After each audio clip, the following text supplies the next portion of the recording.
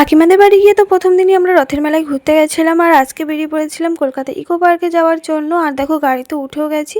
তারপরে আর কি মাথা ব্যথা শুরু হয়ে যায় আমার প্রচণ্ড, জানি না কেন হঠাৎ করে মাথা ব্যথা শুরু হয়ে যায়। আর কাকিমা খুব অসুস্থ হয়ে পড়ে, ছোটো কাকিমা। আর এইসব করতে করতে আমরা পৌঁছে যাই ইকো পার্কে। আর ওখানে গিয়েই দেখো আমরা টিকিট কেটে ঢুকেও গেছি। আর একে দেখো আমি হাঁটতে পারছি না, কারণ আমার পায়ে পুরো কেটে খুব খারাপ অবস্থা, পুরো কেটে রক্ত বেরিয়ে ভীষণ একটা খারাপ অবস্থা হয়েছিল আমার পায়ের।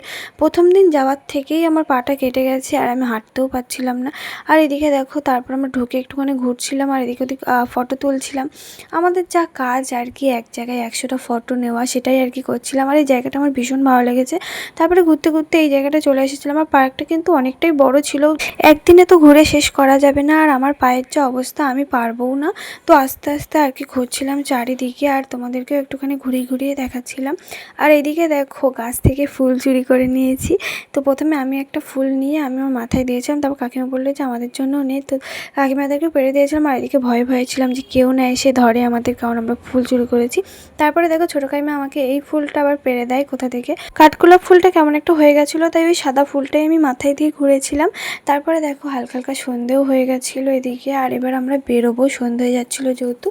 তো অনেকটা আবার যেতেও হবে, অনেকটা বলতে আবার খুব বেশিও না। তারপর আমরা ওখান থেকে আর কি বেরিয়ে এসেছিলাম। আর রাত্রের ভিউটা কিন্তু ওখানে বেশ ভালোই ছিল, বাট আমরা ঘুরতে পারিনি, কারণ আমাদের বাড়ি আসার তাড়া ছিল। তো ওই জন্য বেরিয়ে পড়েছিলাম ওখান থেকে। আর বেরিয়ে এখান থেকে খেয়েছিলাম পাপড়ি চাট।